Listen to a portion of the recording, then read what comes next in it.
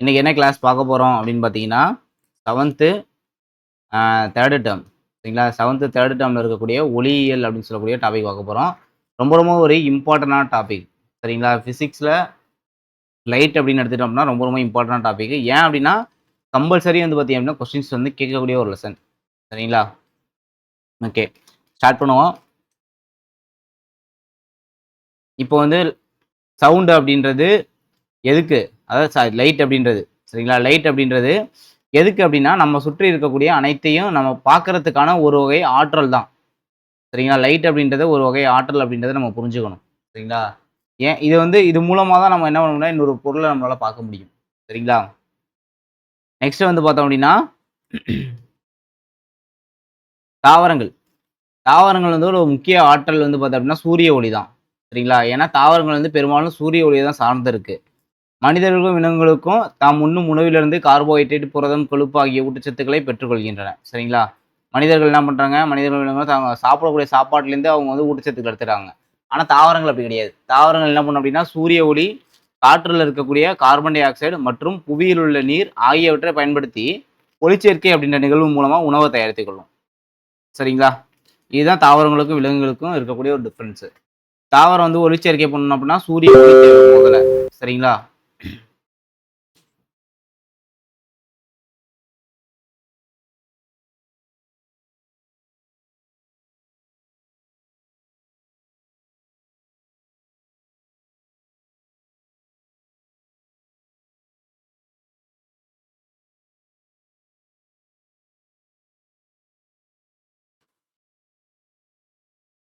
Okay.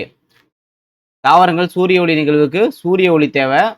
Next வந்து வேற என்ன தேவை அப்படின்னு பார்த்தீங்கன்னா, காற்றுல இருக்கக்கூடிய அந்த கார்பன் டை ஆக்சைடு, இது இல்லாம நீர். ஓகேங்களா? இது 3 இருந்தா தான் ஒரு தாவரத்தால ஒளிச்சேர்க்கை அப்படின்றதே பண்ண முடியும். சரிங்களா? அந்த 3 ரொம்ப ரொம்ப இம்பார்ட்டன்ட். நெக்ஸ்ட் வந்து பார்த்தோம் அப்படின்னா, இப்போ வந்து ஒளி மூலங்கள். ஒளி மூலங்கள் அப்படின்னா, லைட் எங்கேருந்தெல்லாம் வருது அப்படின்னு நம்ம பார்க்க போறோம். ஓகேங்களா? அதாவது ஒளியை உமிழும் பொருட்கள் ஒளி மூலங்கள் அப்படின்னு சொல்லுவாங்க. ஓகேங்களா? 2ஆ பிரிக்கலாம். ஒண்ணு இயற்கையா இருக்கலாம். இன்னொன்னு வந்து செயற்கையா இருக்கலாம். இயற்கையில ஃபர்ஸ்ட் வந்து பார்த்தீங்கன்னா, சூரியனுக்கு தான் நம்ம முதன்மையான இடம் குடுப்போம். சரிங்களா? ஒளி மூலம் அப்படின்றதுல. அதுக்கப்புறம் தான் பார்த்தீங்கன்னா, அந்த நட்சத்திரங்கள் அப்படின்றதெல்லாம் வரும். சரியா? இப்போ ஒளி மூலமும், ஒளிரும் பொருள் அப்படின்றதுக்கான டிஃபரன்ஸ். சரிங்களா? சந்திரன் அப்படின்றது ஒரு ஒளிரும் பொருளா அப்படின்னு கேட்டீங்க அப்படின்னா, கண்டிப்பா வந்து பார்த்தீங்க அப்படின்னா, ஒளிரும் பொருள் கிடையாது. ஏன் அப்படின்னா, சந்திரன் வந்து நல்ல ஒளியை தரக்கூடிய ஒரு ஒளி மூலம் தான். ஓகேங்களா? ஒளி ஒளியை தரும் மூலம் கரெக்ட். ஆனால் சந்திரன் தாமாகவே ஒளியை வந்து உமிழும் மூலம் அல்ல. அது சூரியன்டேந்து ஒளியை பெற்று பின்பு அதனை பூமிக்கு பிரதிபலிக்கிறது. நாம் சந்திரனை பார்க்கும்போது சூரியனின் ஒளியும் ஒரு பாதியை மட்டுமே காண்கிறோம். சந்திரனின் ஒரு பாதி எப்பொழுதும் சூரியனை நோக்கி அமைந்து ஒளியை பெறுகிறது. இவ்வாறே சந்திரன் வந்து நாம் ஒளியை பெறுகிறோம். புரியுதா? சூரியன்டேந்து ஒளியை வாங்கி ரிஃப்ளெக்ட் பண்ணி பூமிக்கு கொடுக்குது. அப்படின்றப்ப சந்திரன் ஒரு ஓர் ஒளிரும் பொருளா அப்படின்னு கேட்டீங்கன்னா, ஒளிரும் பொருள் கிடையாது. ஆனா ஒளி மூலம் தான். ஒளி மூலம்னா எங்கேருந்துலாம் ஒளி வருதோ அது எல்லாமே ஒளி மூலம். ஒளிரும் பொருளா அப்படின்னு கேட்டீங்கன்னா கிடையவே கிடையாது. சரிங்களா?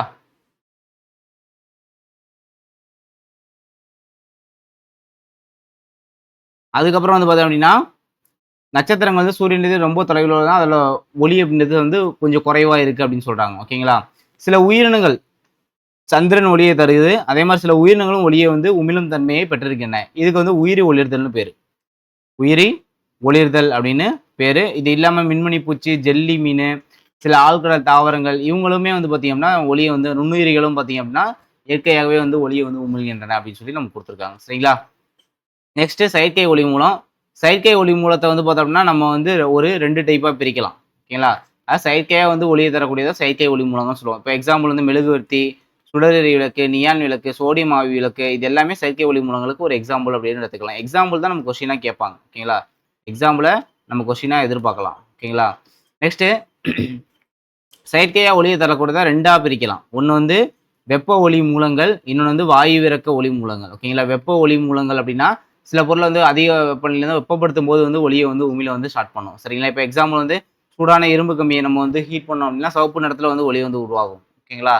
அதே மாரி இன்னும் சில எக்ஸாம்பிள் பார்த்தோம்னா, அப்படின்னா எரியக்கூடிய அந்த மெழுகுவர்த்தி, வெண்சுடர் எரிவிளக்கு, ஸோ இது எல்லாமே வந்து பார்த்தோம்னா, வெப்பப்படுத்தும்போது ஒளிய வந்து வெளியிடும். ஓகேங்களா? அடுத்து வாயு விறக்க ஒளி மூலம். வாயு விறக்க ஒளி மூலமா மின்சாரம் மூலமா எரியக்கூடியது. இப்ப மின்சாரத்த குறைந்த அழுத்தம் கொண்ட சில வாயுக்களின் வழியே செலுத்தும்போது, அந்த வாயுக்கள் வந்து என்ன ஆகும்? மின்னிறக்கம் ஏற்பட்டு ஒளியை வந்து உருவாக்கும் அப்படின்னு சொல்லி நம்ம கொடுத்துருக்காங்க. எக்ஸாம்பிள் மட்டும் பார்த்துக்குவோம். சரிங்களா? எக்ஸாம்பிள் என்ன அப்படின்னா நியான் ஆவி விளக்கு, நியான் விளக்கு, சோடியம் ஆவி விளக்கு, இது ரெண்டும் வந்து எக்ஸாம்பிள். சரிங்களா? இது இல்லாம வீட்டில் பயன்படுத்தக்கூடிய குழல் விளக்கு, டியூப் லைட், இதுவுமே பார்த்தீங்கன்னா இதுக்கு ஒரு எக்ஸாம்பிள் தான். மொத்தம் 3 எக்ஸாம்பிள் நோட் பண்ணிங்க. சரிங்களா? அதாவது இந்த விளக்கு டியூப் லைட் எப்படி எரியுது அப்படின்னு பார்த்தீங்க அப்படின்னா வாயு இறக்க ஒளி மூலம் தான் இதுவுமே. ஓகேங்களா? அதாவது ஒரு வகையான வாயு இறக்க ஒளி மூலம் அப்படி இப்படி கூட கொஸ்டின் கேட்பாங்க. வாயு இறக்க ஒளி மூலம் என்ன அப்படின்னு சொல்லி கூட கொஸ்டின் கேட்பாங்க. ஓகேங்களா? ஸோ நோட் பண்ணிக்கணும். அதாவது குறைந்த அலைநீளம் கொண்ட புறஊதா கதிர்களை உருவாக்கும். ஓகேங்களா? குறைந்த அலைநீளம் கொண்ட புறஊதா கதிர்கள் வந்து உருவாக்கும். பாதரச ஆவியை தூண்டி தான் வந்து பார்த்தீங்க அப்படின்னா பாஸ்பரஸ் இருக்கும். பாஸ்பரஸ் மேல் விழுந்து குழல் விளக்கை உள்ளே செய்கின்றன. சரிங்களா? என்னென்ன இருக்கு அப்படின்றத மட்டும் நோட் பண்ணிக்கணும்.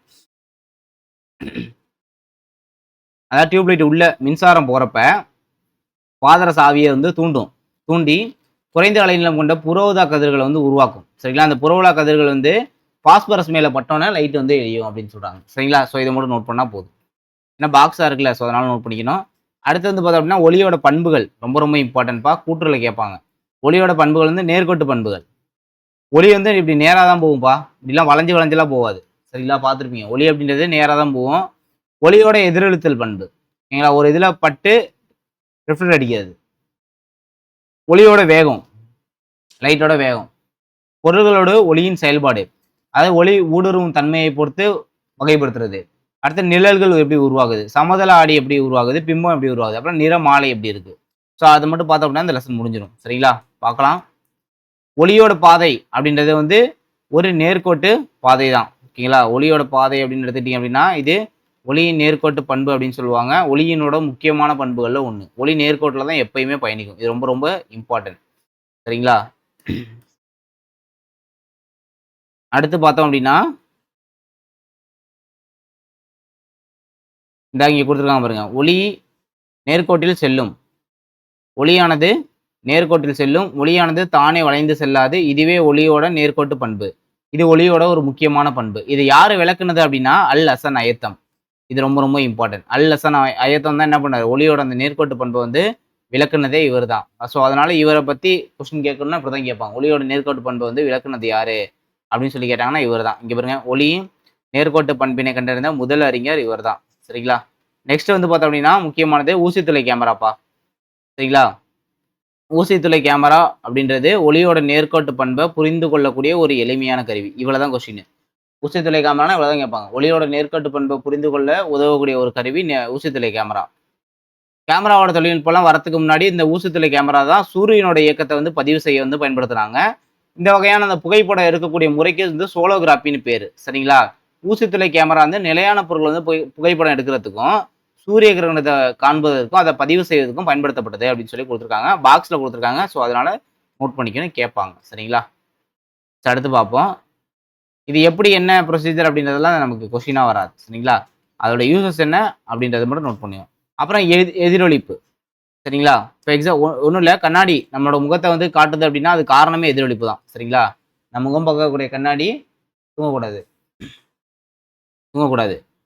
கண்ணாடியை பார்க்கும்போது பார்த்தோம் அப்படின்னா நமக்கு ஃபேஸ் வந்து தெரியுதா, அது காரணமே வந்து பார்த்தோம்னா ஒளி பரப்பின் மீது கண்ணாடியின் மேல் பட்டு மீண்டும் வருகிறது. ஓகேங்களா? நான் முகத்திலேருந்து வரும் ஒளிக்கதிர்கள் கண்ணாடியோட பரப்பின் மேல் பட்டு மீண்டும் வருகிறது.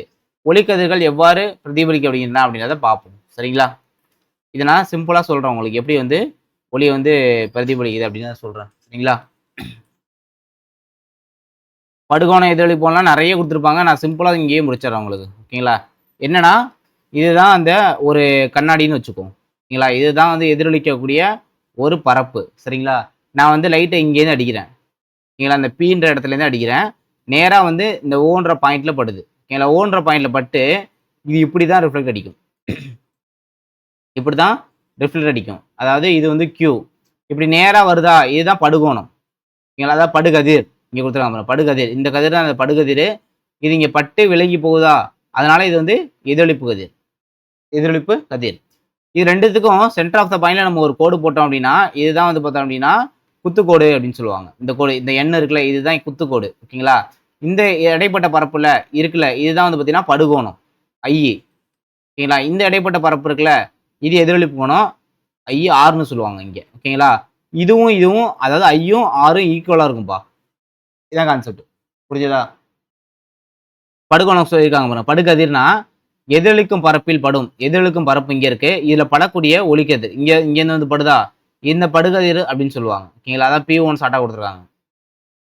எதிரொலிப்பு கதிர்னா எதிரொலிக்கும் பரப்பில் படுகதிர் படுகதிர் விழும் புள்ளியிலிருந்து மீண்டு எழும் கதிர் தான் வந்து எதிரொலிப்பு கதிர். சரிங்களா? நான் சொன்னதுதான். இங்கேருந்து எதிரொலிச்சு போறது தான் எதிரொலிப்பு கதிர். படுபுள்ளி அப்படின்னா எதிரொலிக்கும் பரப்புல வந்து எந்த புள்ளியில வந்து அந்த படுகதிர் வந்து விழுதோ அந்த புள்ளியை தான் படுபுள்ளின்னு சொல்லுவாங்க. ஓ அப்படின்ற பாயிண்ட். இந்த இடம் ஓன்ற பாயிண்ட். சரிங்களா? அடுத்து குத்துக்கோடுனா ஒன்றும் இல்லை, இப்படி இருக்குல்ல. ஸோ இந்த இடத்துல நம்ம ஒரு கோடு வரைஞ்சோம்ல, இந்த கோடு தான் குத்துக்கோடுன்னு சொல்லுவாங்க. படுபுள்ளியின் வழியாக எதிரொலிக்கும் பரப்புக்கு செங்குத்தாக வரையப்படக்கூடிய கோடு குத்துக்கோடுன்னு சொல்லுவாங்க. படுகோணம்னா இந்த இடம் நம்ம முன்னாடியே பார்த்தது தான். பிஓக்கு குத்துக்கோடு உள்ள கோணம் படுகோணம், படுகோணத்தை ஐன்னு சொல்லுவாங்க. எதிரொலிப்பு கோணம் அப்படின்னா இந்த இடம். ஓகேங்களா? இதுக்கு பேர் ஆறுன்னு சொல்லுவாங்க. ஓகேங்களா? அடுத்து ஒளி எதிரொலிப்பு விதிகள். ரொம்ப ரொம்ப இம்பார்ட்டன்டான ஒரு விதிப்பா. ஒளி எதிரொலிப்பு விதிகள். அதாவது நம்ம இப்போ சொன்னதுதான், படுகோணம் = விலகு எதிரொலிப்பு கோணம். படுகோணமும் எதிரொலிப்பு கோணமும் சமமா இருக்கும். படுகோணம் எதிரொலிப்பு கோணம் சமமா இருக்கும். I = 6. நெக்ஸ்ட் படுகதிர் குத்துக்கோடு எதிரொலிப்பு கதிர் ஆகியவை ஒரே தளத்தில் அமையும். ஓகேங்களா? இப்படி இருக்குன்னா இது எல்லாமே ஒரே தளத்தில் அமையும் அப்படின்னு சொல்றாங்க. ஓகேங்களா? இது 2வது பாயிண்ட். இது ரொம்ப ரொம்ப ரொம்ப இம்பார்ட்டன்டான ஒரு பாயிண்ட். ஓகேங்களா? நெக்ஸ்ட் பார்ப்போம். பெரிஸ்கோப். ஓகேங்களா? பெரிஸ்கோப் எதுக்கு அப்படின்னா, இந்த பெரிஸ்கோப்போட வேலை என்ன அப்படின்னா, நான் சொல்ற மட்டும் நோட் பண்ணீங்க. ஒளி எதிரொலிப்பை விளக்கக்கூடிய ஒரு கருவி இது. ஓகேங்களா? ஒளி எதிரொலிப்பை நன்கு புரிந்து கொள்ளக்கூடிய ஒரு கருவி எது அப்படின்னா பெரிஸ்கோப். சரிங்களா? இது வந்து அந்த ஆடி, அதில் இருக்கக்கூடிய அந்த ஆடி அப்படின்றது 45 டிகிரியில் இருக்கணும். ஸோ இது மட்டும் நோட் பண்ணால் போதும். 45 டிகிரியில் இருக்கணும். ஒளி எதிரொலிப்பை புரிந்து கொள்ளக்கூடிய ஒரு ஆடி. முன்னாடி ஊசித்தலை கேமரா பார்த்துருப்போம். அது வந்து ஒளி நேர்கோட்டு பண்பை புரிந்து கொள்ளக்கூடியது. இது வந்து ஒளி எதிரொலிப்பு புரிந்து கொள்ளக்கூடியது. சரிங்களா? நெக்ஸ்ட் இந்த இப்போ எதிரொலிப்பு பார்த்தோம்ல, இந்த எதிரொலிப்புல 2 வகை இருக்குப்பா. ஒன்று வந்து வளவளப்பான எதிரொலிப்பு, இன்னொன்று சொரசொரப்பான எதிரொலிப்பு. ஓகேங்களா? இப்போ இந்த வளவளப்பான எதிரொலிப்பை பொறுத்தளவு ஒழுங்கான எதிரொலிப்புன்னு சொல்லுவாங்க. ஓகேங்களா? ஏன் அப்படின்னா படுகோணமும் எதிரொலிப்பு கோணமும், அதாவது I = 6 இருக்கும். படுகோணமும் எதிரொலிப்பு கோணமும் சமமா இருக்கும். எதிரொலிக்கக்கூடிய அந்த பரப்பு அப்படின்றது வளவளப்பானவும் சமதளமாகவும் இருக்கும். பரப்போட எல்லா புள்ளிகளோட குத்துக்கோடுகளும் ஒரே திசையில வந்து அமையும் அப்படின்னு சொல்றாங்க. அதாவது ஒளி எதிரொலிப்பு விதியை இது வந்து கம்ப்ளீட்டா ஃபாலோ பண்ணும் அப்படின்னு சொல்ல வராங்க. ரைட்டா? நெக்ஸ்ட் பார்ப்போம். நெக்ஸ்ட் வந்து ஒழுங்கற்ற எதிரொலிப்பு, அதாவது சொரசொரப்பான எதிரொலிப்பு. இது வந்து நமக்கு தேவையான அந்த ஒளி எதிரொலிப்பு விதியை ஃபாலோ பண்ணாது. ஓகேங்களா? படுகோணம் எதிரொலிப்பு கோணம் குத்துக்கோடு எதுவுமே ஈக்குவலாகவும் இருக்காது. படுகோணமும் எதிரொலிப்பு கோணமும் சமமாகவும் இருக்காது. சரிங்களா? இணைக்கதிர்கள் கொண்ட ஒளிக்கற்றையானது வளவளப்பான சமதள பரப்பின் மேல் விழுந்து குறிப்பிட்ட ஒரு கோணத்தில் எதிரொலிக்கப்படுகிறது. இது நம்ம சொன்னதுதான். ஓகேங்களா? எதிரொலிக்கப்படும் கதிர்களும் இணைக்கதிர்களே, அதாவது ஈக்குவலா இருக்கும். படுகோணம் எதிரொலிப்பு கோணம் அப்படின்றதெல்லாம். அடுத்து பார்ப்போம். நம்ம இங்க என்ன சொன்னோமோ அதை அப்படியே இங்க ஸ்டோரி பேஸ்ல கொடுத்துருப்பாங்கப்பா. சரிங்களா? வேற எதுவும் வேணாம். அடுத்து ஒளிக்கற்றையோட வகைகள். சரிங்களா? ஒளிக்கற்றையோட வகைகள் பார்த்தோம் அப்படின்னா, இணைக்கதிர்கள் அப்படின்னா இப்படிதான் போகும், இணையா போகும். குவிக்கற்றைகள்னா ஒரு பாயிண்ட்ல வந்து குவியும். விரிகற்றைகள்னா ஒரு பாயிண்ட்லேருந்து விரிஞ்சு போகும். இதுதான் விரிகற்றைகள். சரியா? இப்போ எக்ஸாம்பிள் கொஸ்டினா கேட்கணும் அப்படின்னு பார்த்தீங்க அப்படின்னா, பொதுவாக ஒளி அப்படின்றது ஒரே ஒரு கதிர் கிடையாது. ஓகேங்களா? அது வந்து பல ஒளி கதிர்களோட ஒரு தொகுப்பு அப்படின்னு சொல்றாங்க. ரைட்டா? நெக்ஸ்ட் இது வந்து இணைக்கதிர்களா, குவிக்கும் கதிர்களா, விரிக்கும் கதிர்களா எது வேணா இருக்கலாம். சூரியன்லேருந்து வரக்கூடிய ஒளிக்கதிர். ஓகேங்களா? சூரியன்லேருந்து வரக்கூடிய ஒளிக்கதிர் ஒன்றுக்கொண்டு இணையாக தான் இருக்கும்னு சொல்றாங்க. அப்போ சூரியன்லேருந்து வரக்கூடிய கதிர் என்ன கதிர்னு கேட்டாங்க அப்படின்னா இணைக்கதிர்கள். ஓகேங்களா? இணைக்கதிர்கள் தான். சூரியன்லேருந்து வரக்கூடிய கதிர்கள் என்னது அப்படின்னா இணைக்கதிர்கள். அதே மாதிரி வாகனங்களோட அந்த முகப்பு விளக்குலேருந்து வரக்கூடிய கதிர்களும் இணைக்கதிர்கள். பொறுத்துக்களை கேட்பாங்க. சரியா? இல்லை ஒன்லைனா கூட கேட்கணும்னா வாய்ப்பு இருக்கு. எரியக்கூடிய அந்த மெழுகுவர்த்திலேருந்து வரக்கூடிய ஒளிக்கதிர்கள் வந்து எல்லா திசைகள்லையும் செல்லுது. ஓகேங்களா? இந்த கதிர்கள் வந்து விருக்கதிர்கள். சரிங்களா? பிளாஸ் ஒளியிலிருந்து வரும் ஒளிக்கதிர்களும் விருக்கதிர்களே. லென்ஸை பயன்படுத்தி ஒளிக்கற்றையை வந்து குவிக்க முடியும். ஓகேங்களா? அப்போ லென்ஸை வந்து பயன்படுத்தணும் அப்படின்னா குவிக்க முடியும்னு சொல்றாங்க. ஒரு கையடக்க லென்ஸை பயன்படுத்தி சூரிய ஒளிக்கதிர்களே ஒரு புள்ளியில் குவிக்க முடியும். ஓகேங்களா? ஸோ இதை நோட் பண்ணிங்க, ரொம்ப ரொம்ப இம்பார்ட்டன்ட் கொஸ்டினாக கேட்பாங்க. அடுத்து ஒளியோட வேகம் அப்படின்னு எடுத்துக்கிட்டீங்க அப்படின்னா, கிட்டத்தட்ட ஒளியோட வேகம் எவ்வளோ அப்படின்னா 3 லட்சம் கிலோமீட்டர் தான். ஓகேங்களா? வெற்றிடத்தில் ஒளியானது, அதாவது வெற்றிடத்தில் ஒளியானது நொடிக்கு 3,00,000 கிலோமீட்டர் தொலைவில் இருக்கும். ஒளியை விட வேகமாக எந்த ஒரு பொருளும் பயணிப்பதில்லை. சரியா? இதை நோட் பண்ணிங்க. நெக்ஸ்ட்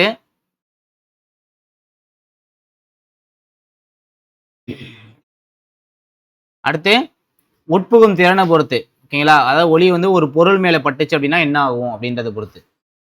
முதல்ல ஒளி ஊடுருவும் பொருள்கள் பார்ப்போம்.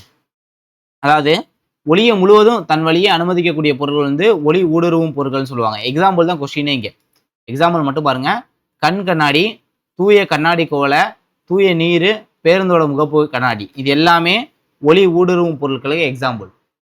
சரியா? அடுத்து பகுதி ஊடுருவும் பொருட்கள். அதாவது ஒளியை வந்து பகுதியா தன் வழியே செல்ல அனுமதிக்கக்கூடிய பொருட்கள் பகுதி ஊடுருவும் பொருட்கள்னு சொல்றாங்க. அதாவது சொரசொரப்பான சன்னல், கண்ணாடியோட பின்புறம் நிற்கக்கூடிய ஒருவரோட பிம்பத்தை தெளிவா நம்மளால காண முடியாது. அதனால சொரசொரப்பான கண்ணாடியிலிருந்து வரும் ஒளியின் ஒரு பகுதியை மட்டுமே அனுமதிக்கிறது. இது இம்பார்ட்டன்ட்.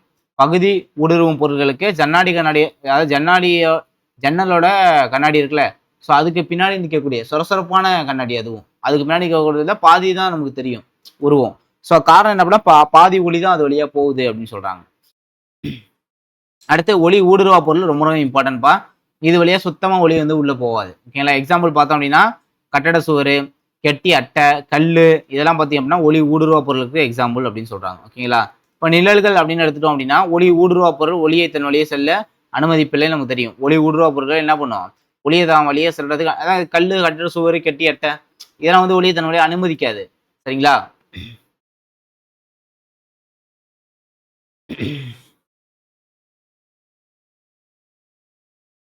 ஒளியானது நேர்கோட்டில் மட்டும்தான் போகும். ஒளி வந்து நேர்கோட்டில் மட்டும்தான் போகும். அது தன்னோட பாதையிலேருந்து உள்ள பொருள் வந்து சுற்றி வளைந்தெல்லாம் போகாது. ஓகேங்களா? அதனால நேர்கோட்டில் போறதுனால ஒளியை தன் வழியை அனுமதிக்காத பொருள்கள்னால நிழல்கள் அப்படின்றது உருவாகுதுப்பா. ஓகேங்களா? நிழல்கள் எப்போதும் ஒளி மூலத்துக்கு எதிர் திசையில தான் உருவாகும். ஓகேங்களா? இங்க சூரியன் இருக்கு அப்படின்னா, இங்க ஒரு ஆள் இருக்காரு அப்படின்னா, இவரோட நிழல் வந்து இந்த சைடு தான் விழுகும். அதான் சொல்றாங்க, ஒளி மூலத்துக்கு எதிர் திசையில தான் வந்து உருவாகும்னு சொல்றாங்க. ஒளி புகா பொருட்கள் தம் மீது விழும் ஒளியை மேலும் பரவாமல் தடுத்து விடுவதால் நிழல்கள் உருவாகின. நிழல் ஏன் உருவாகுது அப்படின்னு சொல்றாங்க. ஓகேங்களா? நெக்ஸ்ட் நிழலோட பகுதிகள். ஒரு புள்ளி மூலத்திலிருந்து வரும் ஒளியின் பாதையில் ஒரு ஒளிபுகா பொருளை வைக்கும் போது ஒரே சீரான கருமையான நிழல் மற்றும் திரையில் தோன்றும். அதுதான் கருநிழல்னு சொல்லுவாங்க. ஓகேங்களா? அது ஒரு புள்ளி மூலத்திலிருந்து வரக்கூடிய ஒளியின் பாதையில ஒரு ஒளிப்பொருளை நம்ம வச்சோம் அப்படின்னா ஒரே சீரான கருமையான நிழல் மட்டும் தான் தோணும். அது கருநிழல்னு சொல்லுவாங்க. அதே இது ஒரு அகன்ற ஒளி மூலத்திலிருந்து வரும் ஒளியின் பாதையில ஒரு ஒளிபுகா பொருளை வைக்கும் போது ஒரு சிறிய கருநிழல் தோன்றும். கருநிழலை சுற்றி ஓரளவு ஒளியூட்டப்பட்ட நிழல் பகுதி தோன்றுகிறது. இது புறநிழல்னு சொல்லுவாங்க. ஓகேங்களா?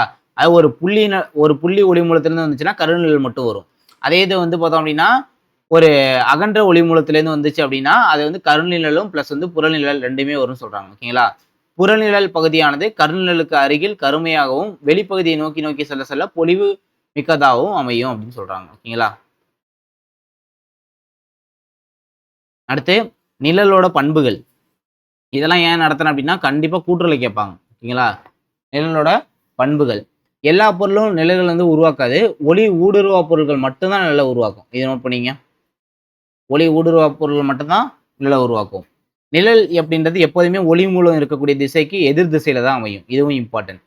ஒரு பொருளோட நிழலை கொண்டு அந்த பொருளோட தன்மையை கண்டறிய முடியாது. கண்டிப்பா கண்டறிய முடியாது. நிழலை வச்சு அந்த பொருளை வந்து ஆப்ஜெக்ட் பண்ண முடியாது நம்மளால. சரிங்களா? பொருளோட நிறம் எதுவா இருந்தாலும் அந்த பொருளோட நிழல் அப்படின்றது கருமையாக தான் இருக்கும். எப்பயுமே கருமையாக தான் இருக்கும். சரிங்களா? ஒளி மூலம், ஒளி ஊடுருவா பொருள் மற்றும் நிழல் ஆகிய மூன்றும் ஒரே நேர்கோட்டில் அமையும்.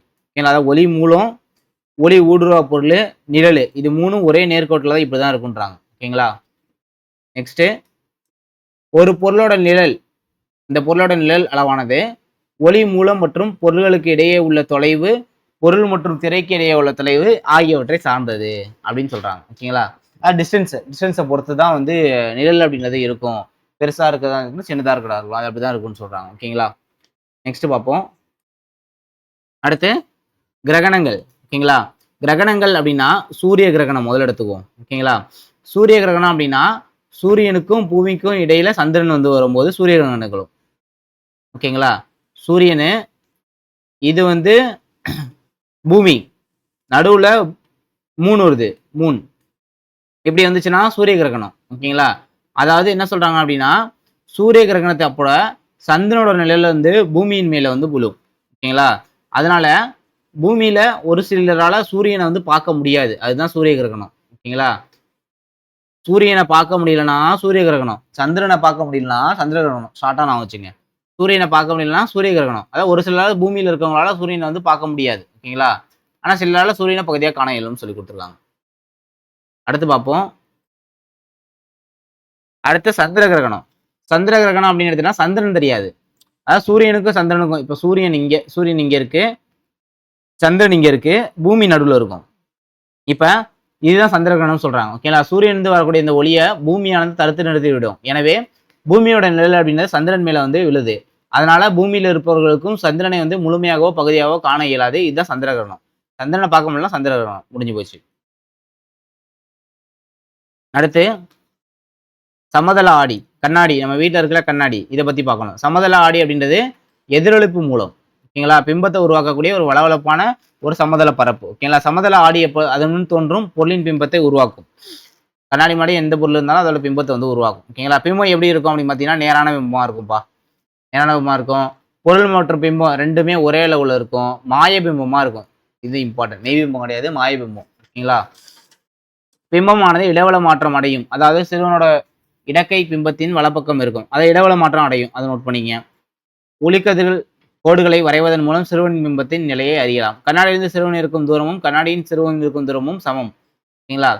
A = Bன்னு சொல்றாங்க. கண்ணாடியிலிருந்து சிறுவன் இங்க இருக்கக்கூடிய டிஸ்டன்ஸும் தூரமும் ஈக்குவலா இருக்குன்றாங்க எப்பயுமே கண்ணாடியில. சரிங்களா?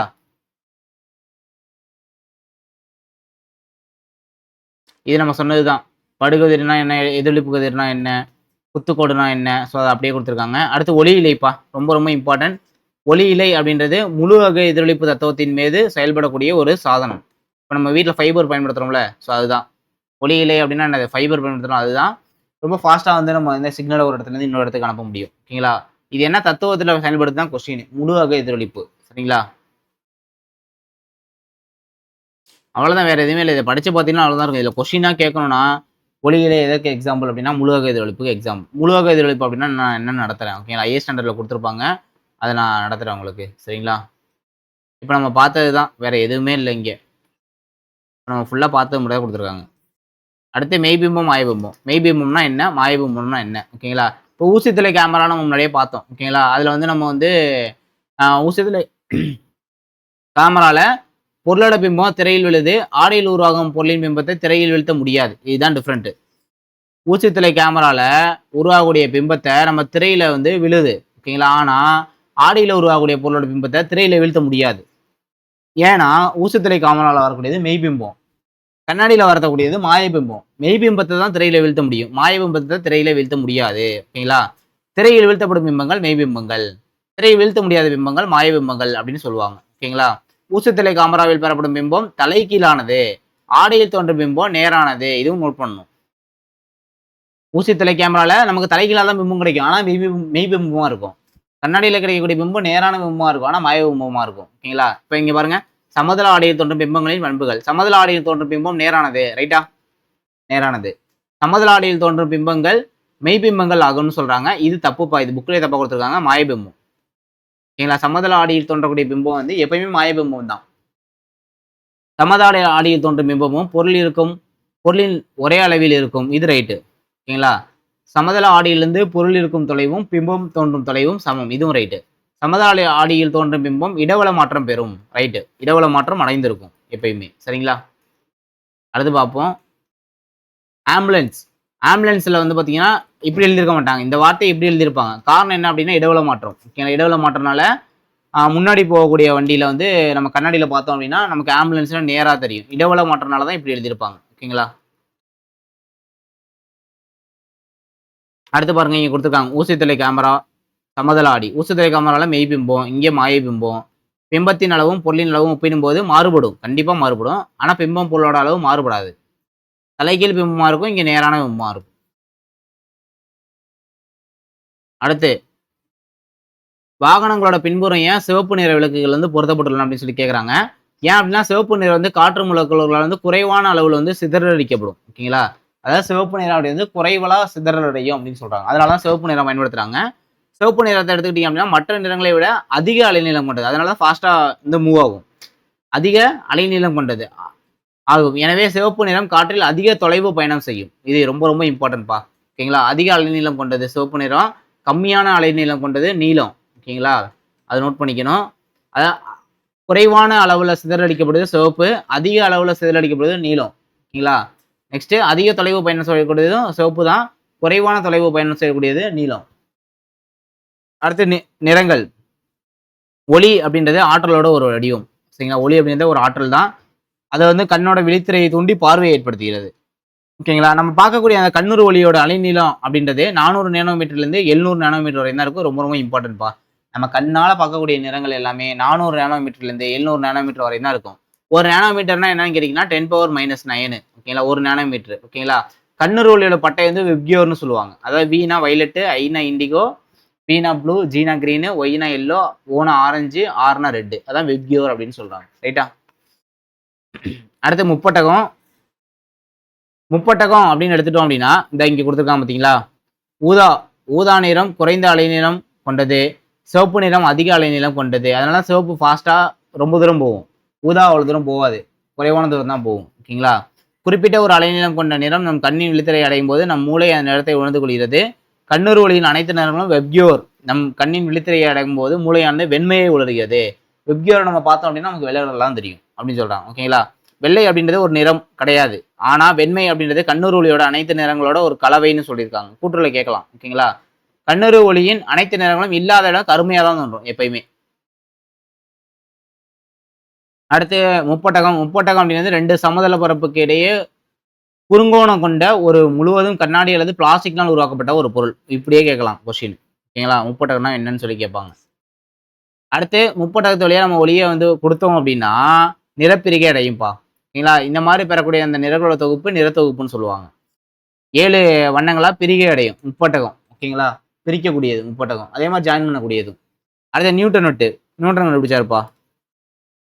அந்த வெப்கியோர் கலரை வந்து பெயிண்ட் பண்ணி சுத்த விட்டோம் அப்படின்னா நமக்கு வந்து வெள்ளை கலர்ல தெரியும். அதுதான் சொல்லியிருப்பாங்க நியூட்டன் நோட்ல. அப்ப 7 கலரும் கலந்தது வந்து பாத்தீங்க அப்படின்னா ஒயிட் அப்படின்றத சொல்லியிருப்பாங்க. ஓகேங்களா? அதான் இந்த மாதிரி கலரா பெயிண்ட் பண்ணிட்டு சுத்த விட்டோம் அப்படின்னா வெள்ளை கலர்ல தெரியுதா? இதுதான் நியூட்டன் நட்டு. வேற என்ன?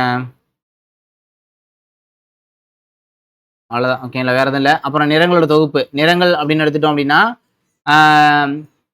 3 நிறம் தான் மெயினான நிறம். சிவப்பு, பச்சை, நீலம். ஓகேங்களா? இது 3 நிறங்களும் தனித்துவமான நிறங்கள். அதனால முதன்மை நிறங்கள்னு சொல்லுவாங்க. ஓகேங்களா? இந்த 3 நிறத்தை வச்சு தான் மற்ற நிறங்களை வந்து நம்ம வந்து உருவாக்குவோம். ஏதேனும் 2 முதன்மை நிறங்களை சமமான விகிதத்தில் கலக்கும்போது 2ஆம் நிலை நிறம் வந்து உருவாகும். இப்போ எக்ஸாம்பிள் சொல்லணும் அப்படின்னா சிவப்பு. சிவப்பையும் நீலத்தையும் கலந்தோம் அப்படின்னா மெஜந்தா அப்படின்றது உருவாகும். ஓகேங்களா? அதே மாதிரி நீலத்தையும் பச்சையும் கலந்தோம் அப்படின்னா ஜையான் அப்படின்றது உருவாகும். பச்சையும் சிவப்பையும் கலந்தோம் அப்படின்னா மஞ்சள் அப்படின்றது உருவாகும். இதை நோட் பண்ணிக்கங்க. பொறுத்துக்களை கேட்பாங்க. இல்லை அப்படின்னா சரியானவற்றை தேர்ந்தெடுக்க அதில் சொல்லி கேட்பாங்க. 3 முதன்மை நிறத்தையும் நம்ம கலந்தோம் அப்படின்னா நமக்கு வெள்ளை வந்து கிரியேட் ஆகும்ப்பா. சரிங்களா? அவ்வளோதான் இந்த லெசனு. புக் பேக் வந்து நம்ம புக் பேக் தனியாகவே கொடுத்துருவோம். ஓகேங்களா?